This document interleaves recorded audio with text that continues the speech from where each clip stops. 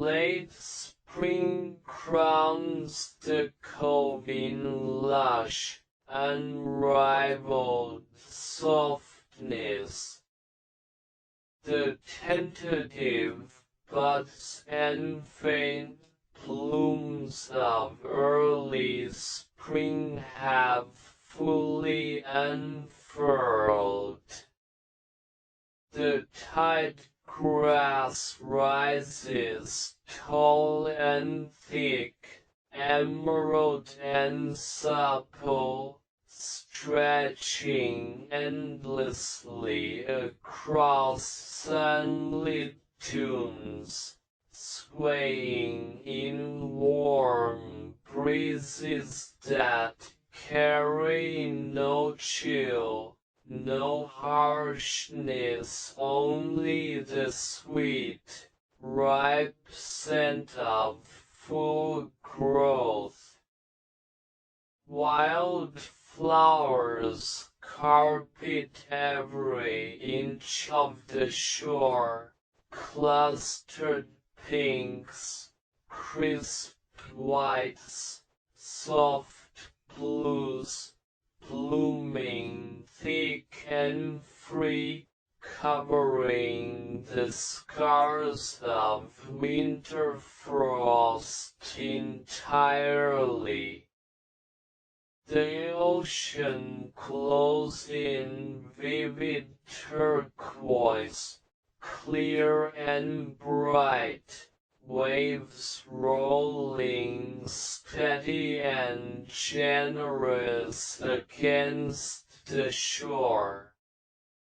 The sky is endless, vivid blue, gilded with soft afternoon sunlight that lingers longer each day. The entire cove is full, complete, abundant, no longer beginning, no longer tentative, just fully, beautifully alive. This is the season of full transformation. What was dormant is awake, what was broken is restored, what was small is grown. The cabin breathes in the fullness of late spring. Thin lines every windowsill with overflowing wildflower bundles. Let sunlight flood every corner from dawn till dusk, and fills the cabin with warm, earthy, blooming energy. He keeps thick cream parchment on the desk for souls ready to write peace over old versions of themselves. Juniper weaves full, lush late spring tapestries, layered and rich, blending every shade of spring, green and bloom hue. No empty spaces, no thin tentative threads, only full, mature, completed growth. Elias carves fully bloomed flowers and mature grass stalks, each piece marked with gentle texture, a reminder. Growth leaves traces. Every version of you belongs to your story. At 70 years old, I know late spring's most tender, underrated healing. New spring heals uncelebrated small wins. Mid-spring heals self-sacrificing people pleasing. Late spring heals self-regret of your past self. It heals those who look back at old versions of themselves with shame, who hate their old naivete, who condemn their past mistakes, who refuse to forgive the imperfect person they once were. It was on a lush, sun-drenched late spring afternoon, when the cove stood fully grown and unashamed, that the regretful soul walked the flower-carpeted shore. Chapter 154. The woman who hated her past self.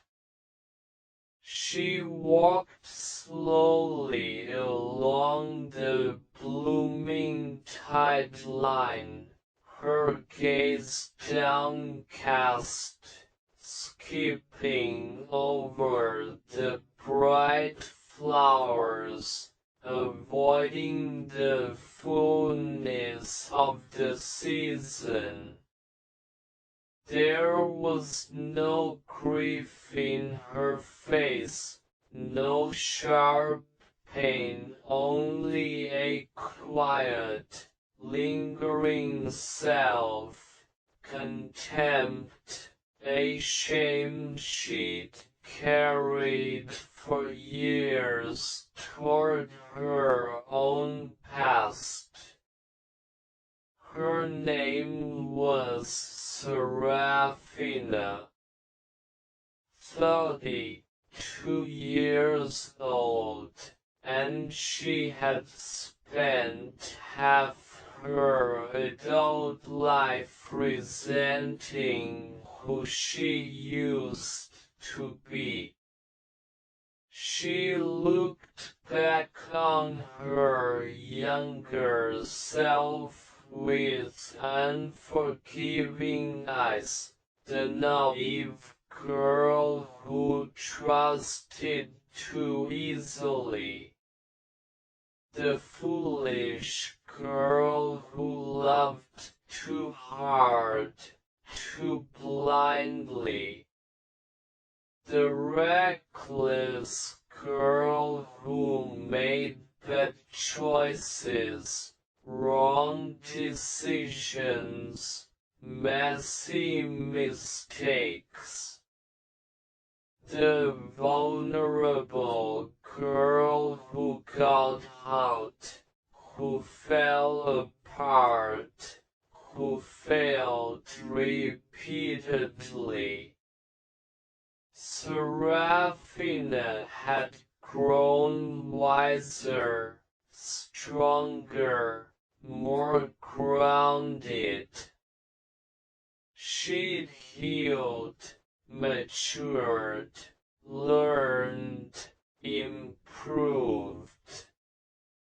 But instead of honoring her growth, she shamed her past.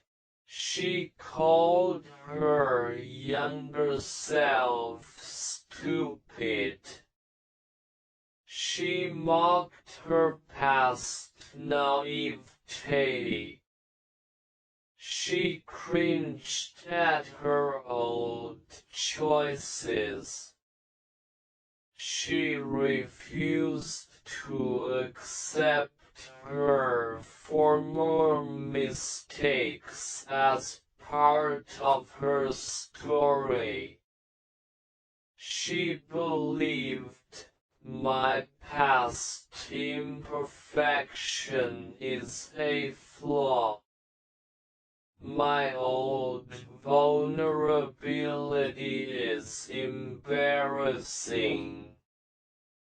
My former failures make me unworthy of my current peace. She could enjoy her present growth, but only if she condemned the girl who had fallen, tried, and survived to become her.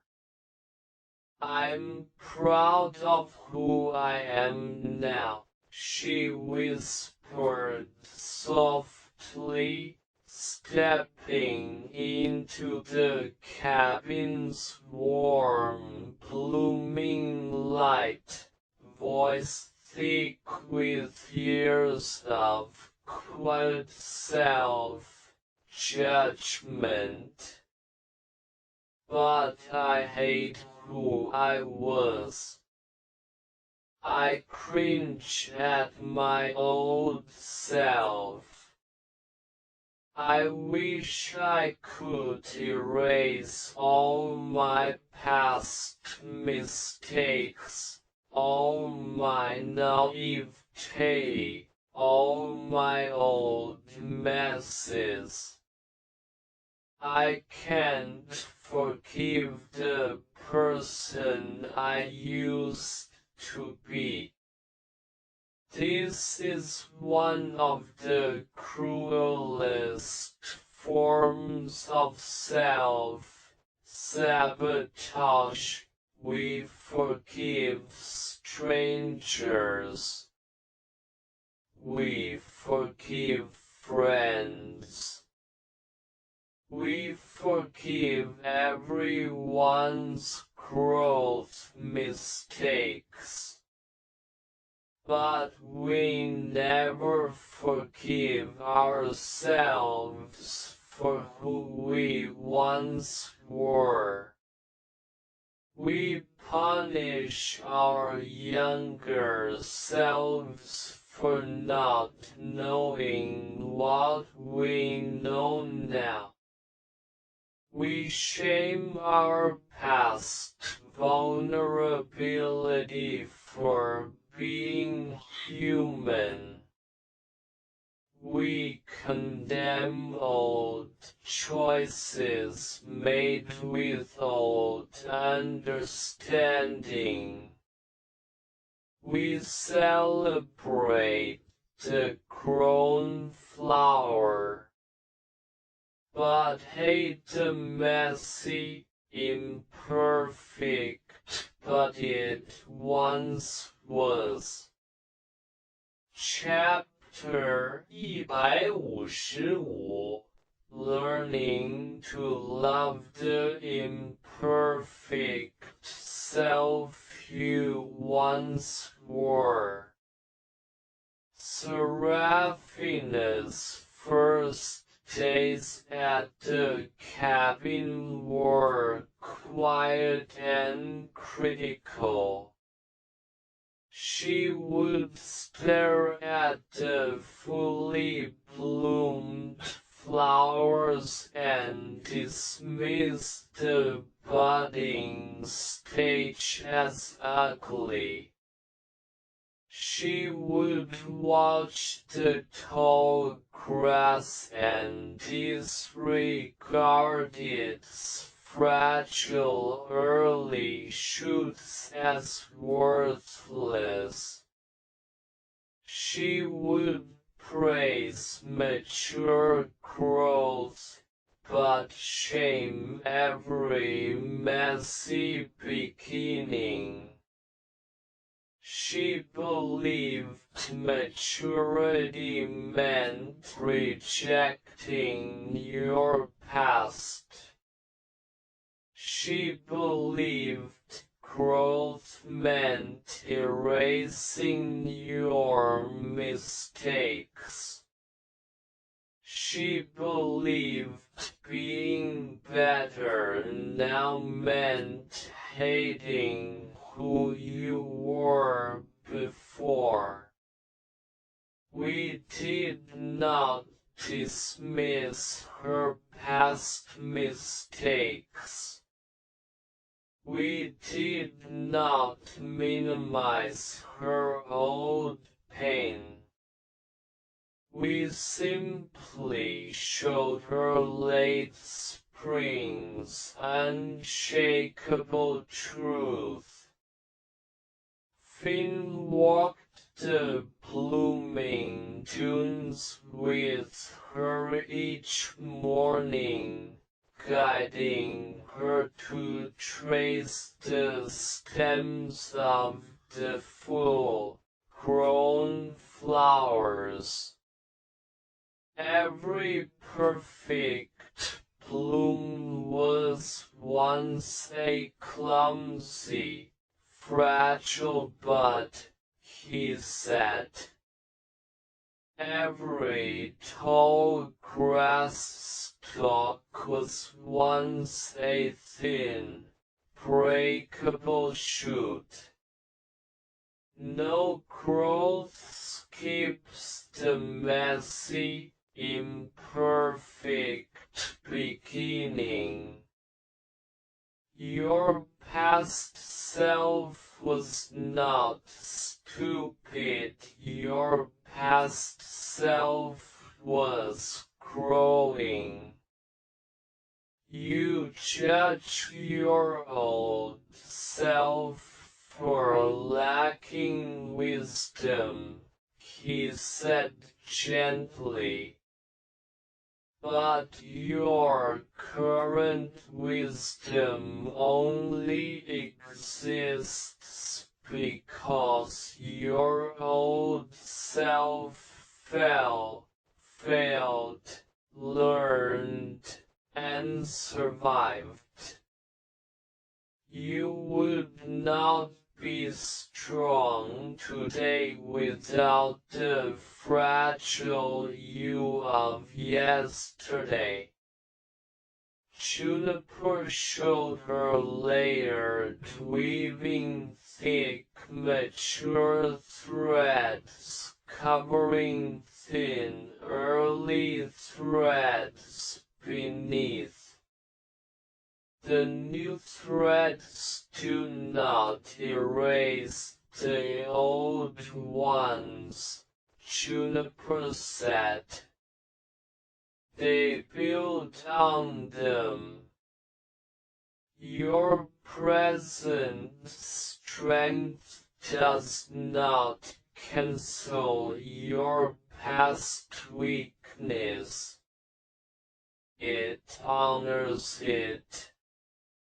Elias held up a carved bloom, its petals layered, marked with gentle imperfections.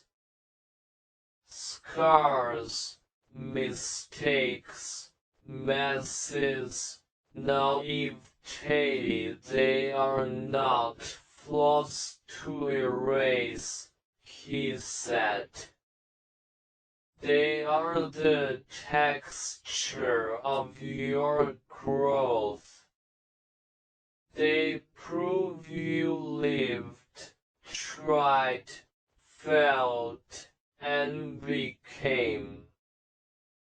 slowly, gently, Seraphina's years of self-condemnation began to melt away. She realized the unfair lie she'd believed.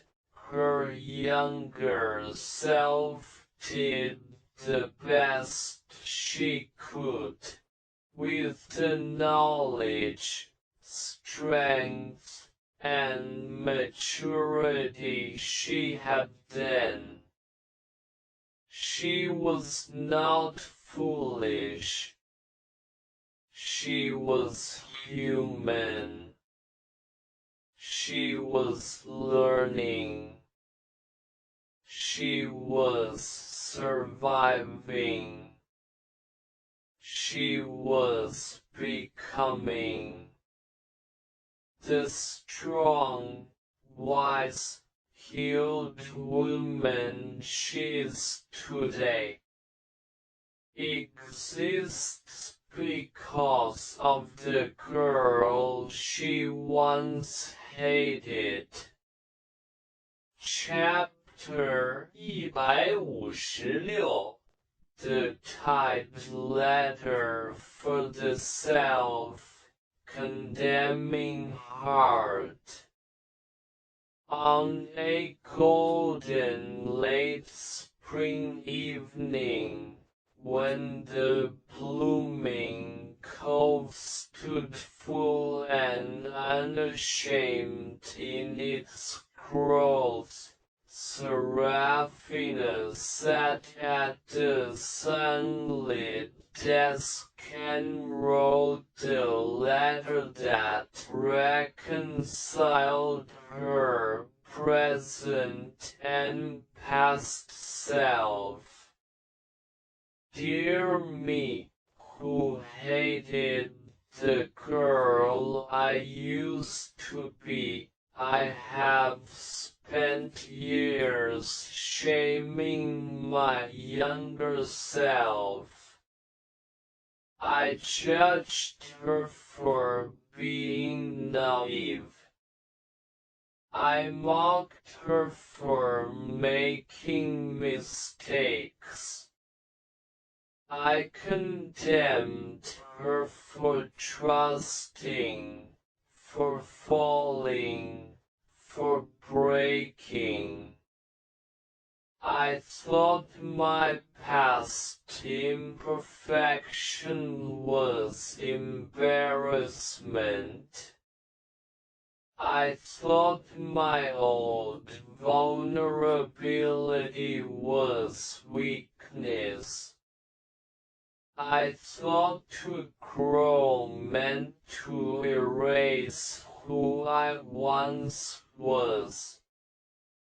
But this full spring has taught me mercy. My younger self was not stupid. She was brave. She tried even when she didn't know better.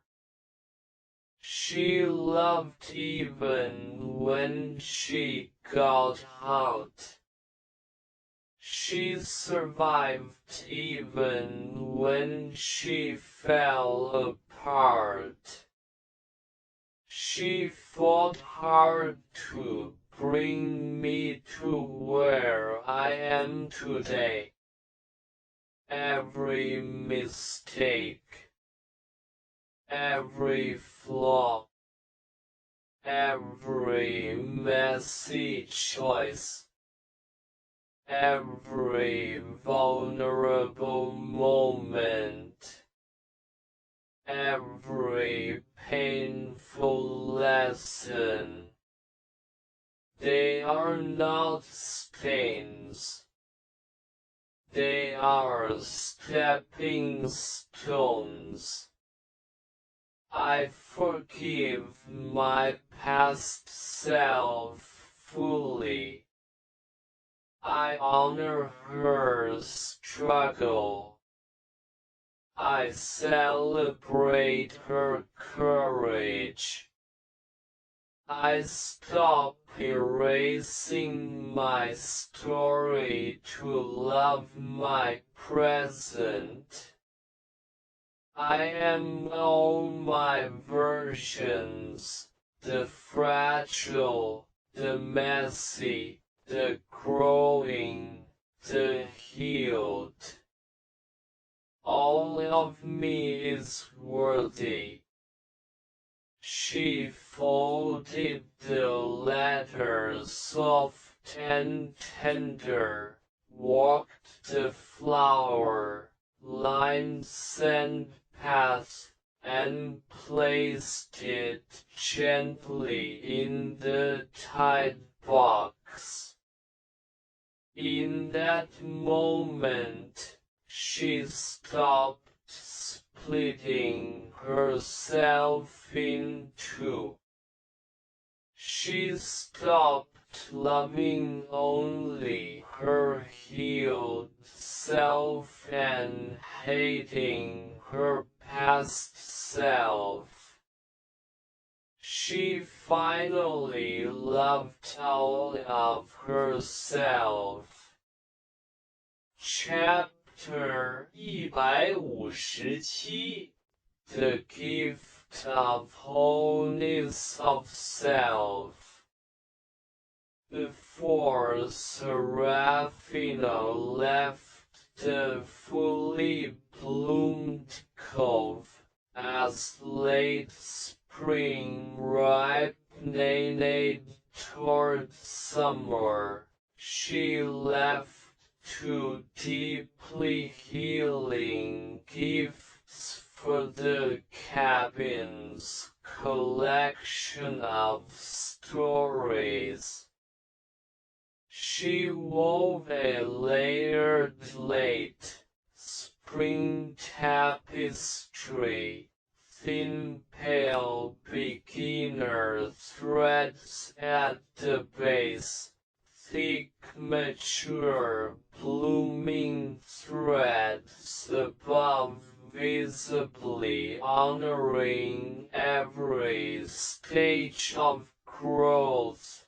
No erasure, no shame, no rejection of the old to celebrate the new. She tucked a layered green and pink thread into the ancient quilt, a new stitch for every person who resents their past self. She left a sincere, gentle note in the driftwood journal for every self-condemning soul. You do not have to erase your past to love your present. Your mistakes did not ruin you. They shaped you. Your naivete was not foolishness. It was innocence. Your old messes were not waste. They were growth. Honor the girl, boy you once were. They fought hard for the life you live now.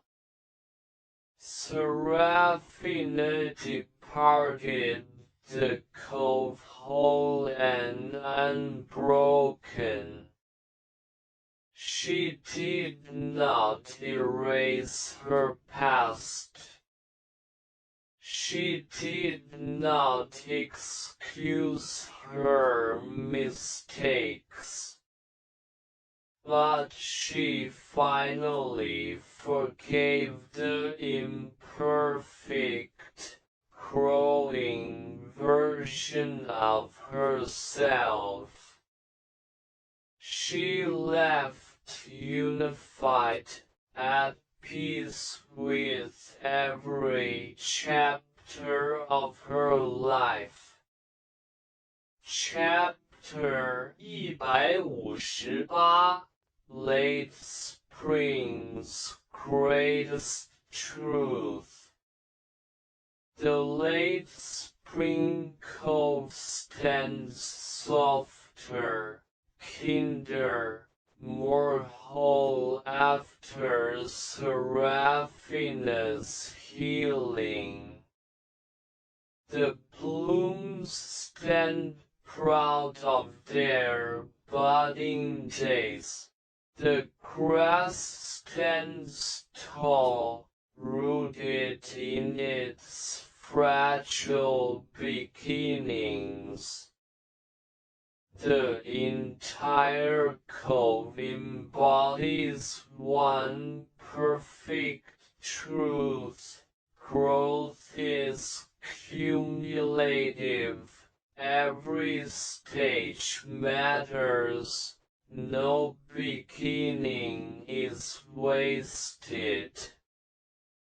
I sit on the sun-warmed porch swing, tracing the new layered stitch in the old quilt, and I hold this late spring truth close. So many of us live divided from ourselves. We love the healed version. We hate the wounded version. We celebrate the was version.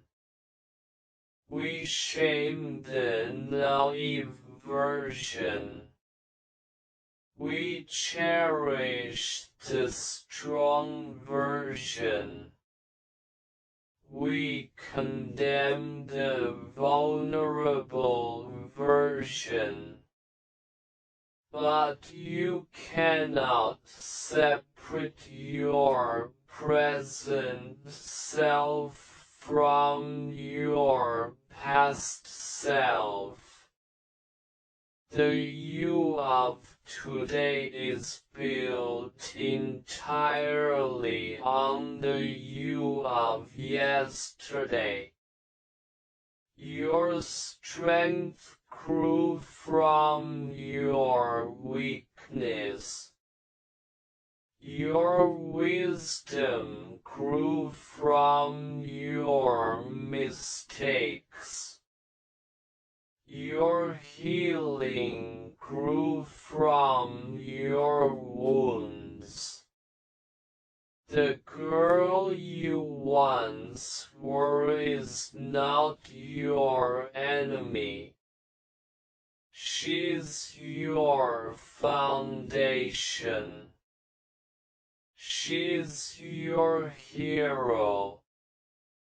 She survived everything that broke you to give you the peaceful life you now hold. Stop shaming her. Stop erasing her. Stop condemning her. Love every version of you.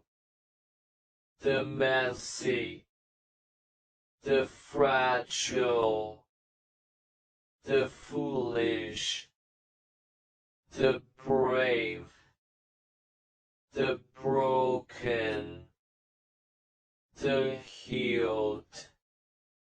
All of you is holy. All of you is worthy. All of you is exactly who you needed to become who you are today. Midsummer arrives at the Tidegrass Cove in unfiltered, endless radiance. The soft, transitional blooms of late spring settle into full, unshakable life. The tidegrass rises to its tallest height, thick, glossy emerald, stretching toward the blazing golden sun, swaying in warm, lazy breezes that carry only sweetness and stillness. Wild flowers burst into full, unreserved bloom across every dune, painting the shore in saturated hues of magenta, sapphire, and ivory, blooming fearlessly under the full summer light. The ocean stretches wide and brilliant, a flawless crystal turquoise. Waves roll slow, lazy, and classy, kissing the shore without rush, without weight, without weariness. The sky is a boundless, cloudless cerulean. The sun hangs high and generous, bathing the entire cove in warm, unhurried light that lingers for hours after dusk. This is the season of fullness, abundance, and natural rest. Nature does not rush in midsummer. It simply is full, alive, rooted, and at peace. The cabin melts into the midsummer calm. Finn rolls up all the cabin's linen curtains completely open, letting unobstructed sunlight flood every beam and corner. He arranges sun-warmed seashells on every shelf, fills ceramic basins with fresh tide water and floating summer blooms, and keeps cold herbal citrus tea ready all day long for souls who have forgotten how to pause. Juniper weaves white, open midsummer tapestries filled with sunlight and empty breathing space. She leaves intentional blank gaps in her threads, teaching that beauty does not require constant feeling, constant doing, constant striving.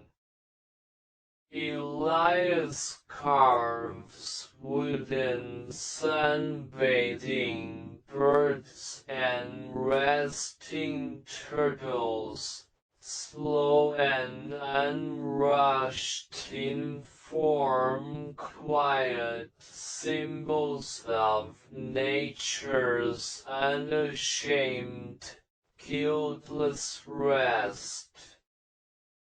At 70 years old, I understand midsummer's most vital, neglected healing. Spring heals regret of the past self, people pleasing, and uncelebrated growth. Midsummer heals the modern world's cruelest inner burden, rest guilt. It heals the souls who believe rest equals laziness, who cannot pause without feeling unproductive, who burn themselves out chasing endless doing, who carry shame simply for letting their bodies and minds breathe. It was on a blazing, golden midsummer noon, when the entire natural world rested in full abundance, that the guilt-ridden hard worker walked the sunlit shore. Chapter 160 The woman who could not rest without shame. She walked briskly along the glowing tide line, even in the thick summer heat. Her steps hurried, her mind restless, her posture tense. She did not pause to admire the blooms, did not stop to feel the sun on her skin, did not slow to watch the gentle waves. Even surrounded by perfect stillness, she remained trapped in constant motion. Her name was Haven. 26 years old, and she had lived her whole life governed by one harsh rule: you must always be doing something. Haven was hard-working, disciplined, relentless. She woke early to work. She filled every free minute with productivity. She hated idle time. She feared empty hours. She viewed sitting still as wasted time. She viewed relaxation as irresponsible. She viewed rest as a failure of ambition. If she was not studying, working, improving, achieving, she felt lazy, guilty, unworthy, even exhausted, even burned out, even mentally drained. She forced herself to keep going. She slept little because she felt she did not deserve rest. She skipped breaks because idle time shamed her. She could never enjoy peace because her mind whispered, "You could be doing more. You are falling behind. I'm tired all the time," she admitted softly, stepping into the cabin's cool sunlit shade, her shoulders heavy with chronic tension. But every time I stop working, every time I lie down, every time I just breathe, I feel terrible shame. Like I'm wasting my life, like I'm being lazy, like I don't earn the right to rest. This is the invisible epidemic of modern gentle souls. We are taught to glorify busyness. We are trained to worship productivity. We are conditioned to believe our worth lies in what we do. So we rest with guilt. We relax with anxiety. We pause with self-criticism. We forget a fundamental truth of human life. Rest is not a reward for working hard. Rest is a basic human need. Chapter 161 learning that rest is not lazy, it is sacred. Haven's first days at the cabin were agonizing for her overactive mind. She would sit on the porch swing and fidget, craving tasks.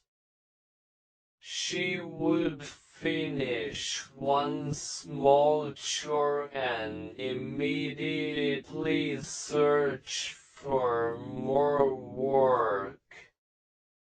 She would feel panic creep in during quiet moments, convinced stillness equaled failure. She believed only productive people have value. Only constant effort deserves joy. Only endless striving deserves peace. We did not give her tasks. We did not encourage her to improve or achieve. We simply let her watch midsummer nature exist in pure rest. Finn walked the sun-dappled dunes with her each slow morning. "Look at the grass," he said. "It grows fiercely in spring, but in midsummer it rests fully in its fullness. It does not keep straining. It does not feel guilty for being grown. It breathes in the sun. It enjoys its bloom.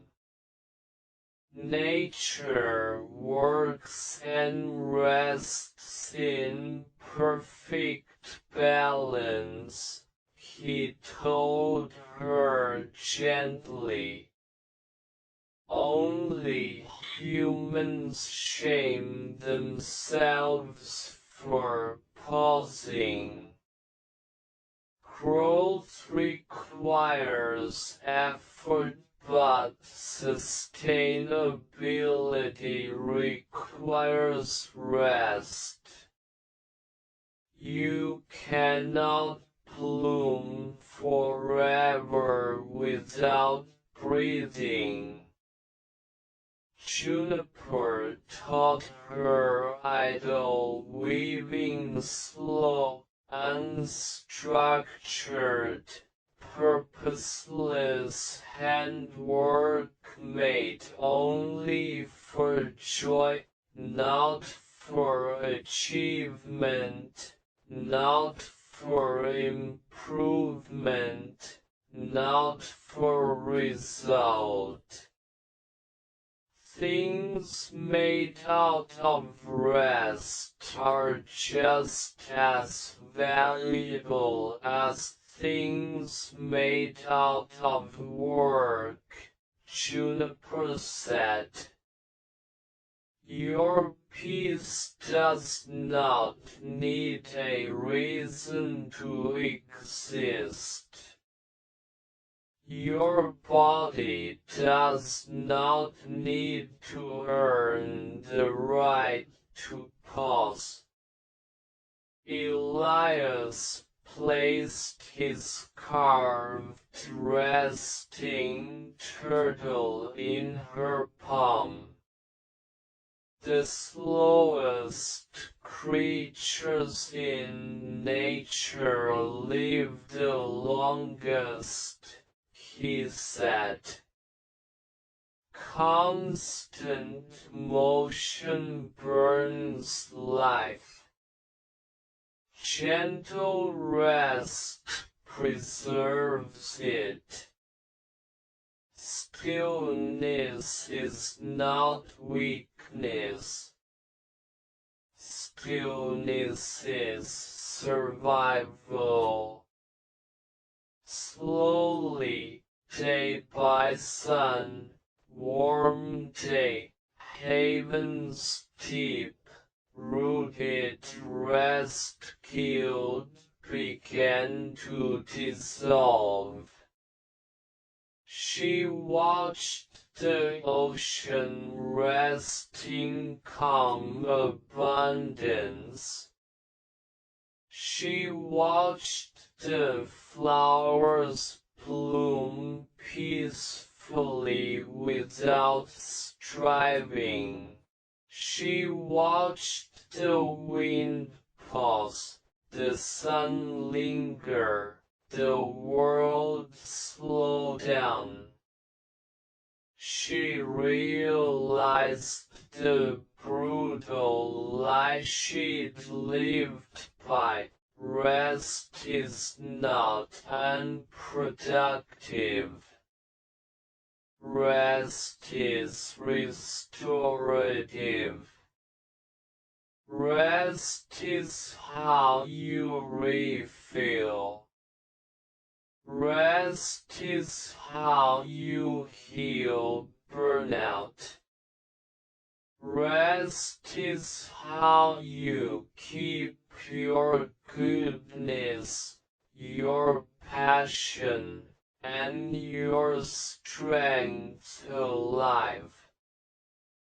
Working non-stop is not discipline. It is self-neglect.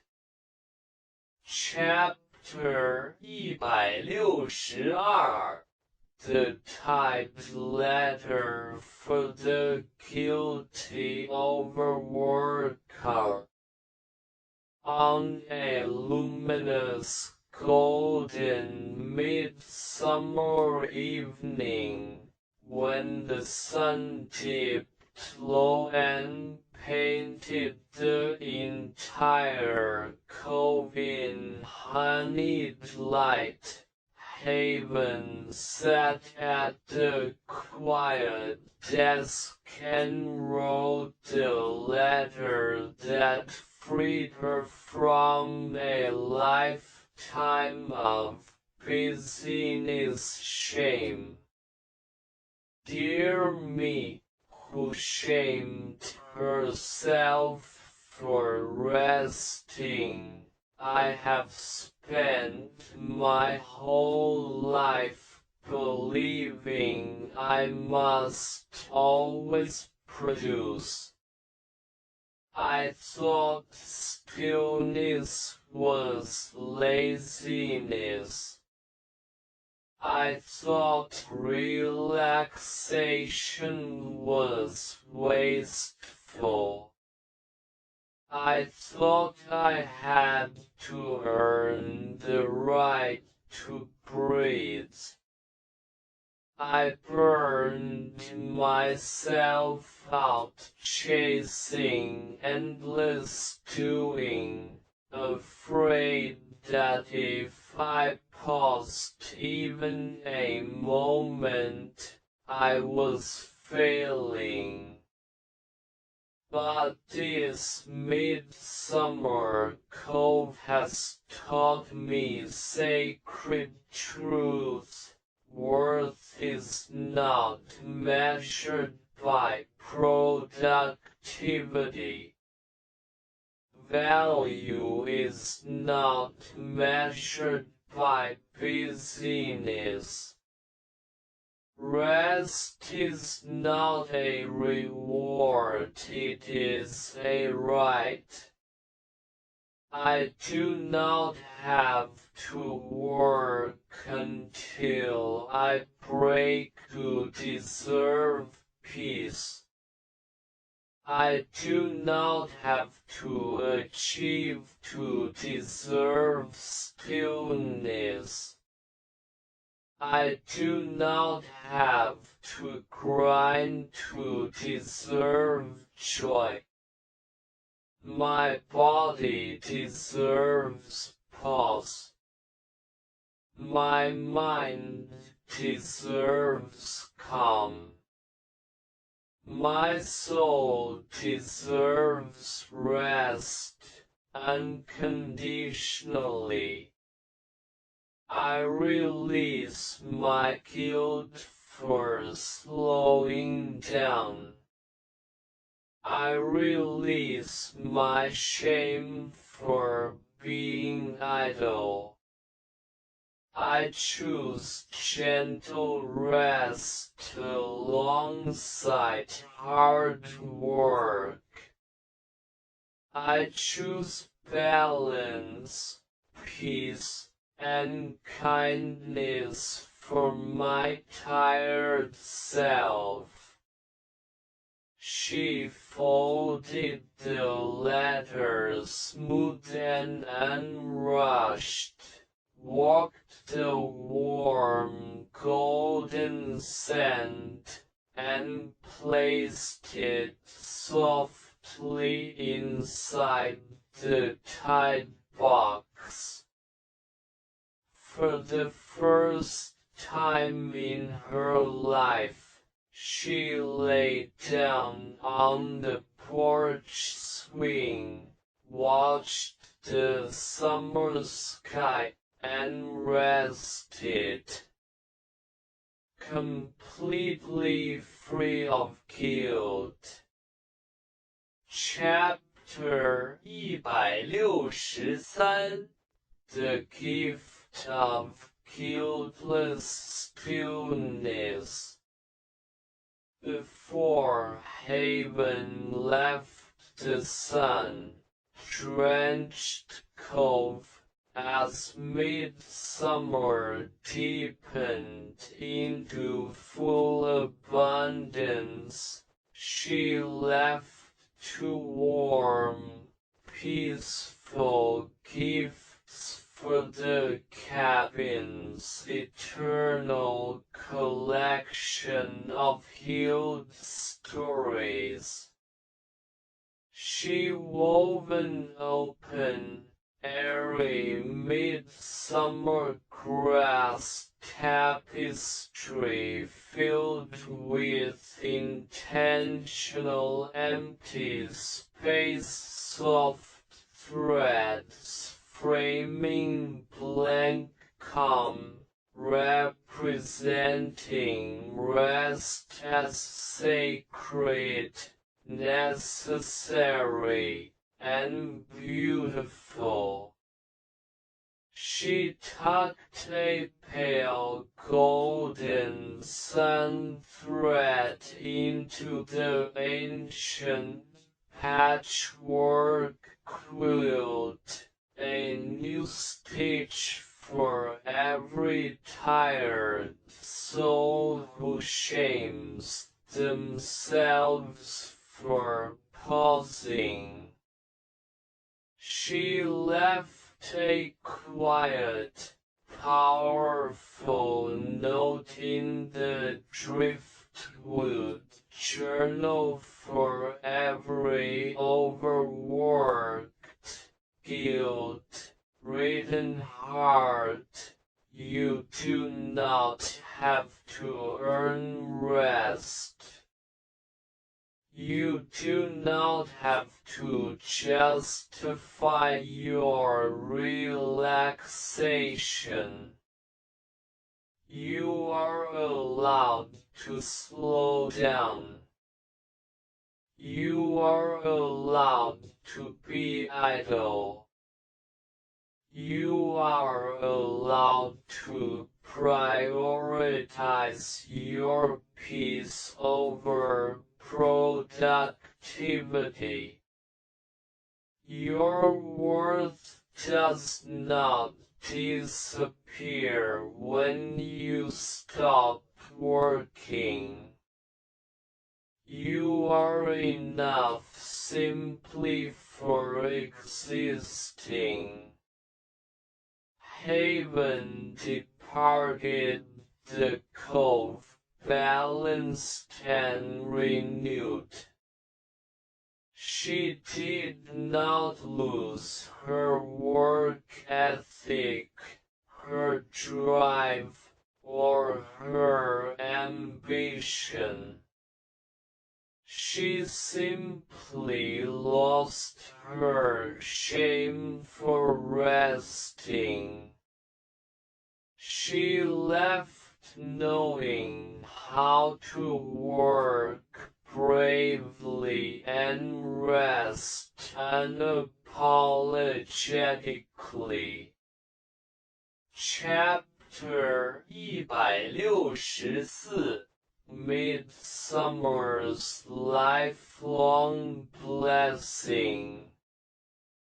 The Midsummer Cove breathes softer, calmer, fuller after Haven's healing. The sun lingers warmer. The waves roll lazier. The blooms rest brighter in their fullness. I sit on the sun-warmed porch swing, tracing the new golden rest thread in the quilt, and I hold midsummer's most life-changing blessing close. So many of us carry this quiet, exhausting burden. We work hard. We push forward. We grind relentlessly. We exhaust ourselves. And then we feel guilty for breathing. But nature never shames rest. The trees rest in summer fullness. The tides rest in calm waters. The wind rests in warm stillness. Every living thing cycles between effort and peace, except us. This summer truth is for you. Rest is not lazy. Rest is wise. Rest is healing. Rest is how you keep your life beautiful long term. You do not exist only to produce, achieve, and succeed. You exist to breathe, to feel, to enjoy, to rest, to live. Be proud of your hard work, but be equally unashamed of your gentle rest. Your peace matters. Your pulse matters. Your stillness matters. You are allowed to slow down. You are allowed to rest fully, freely, and without a single ounce of guilt.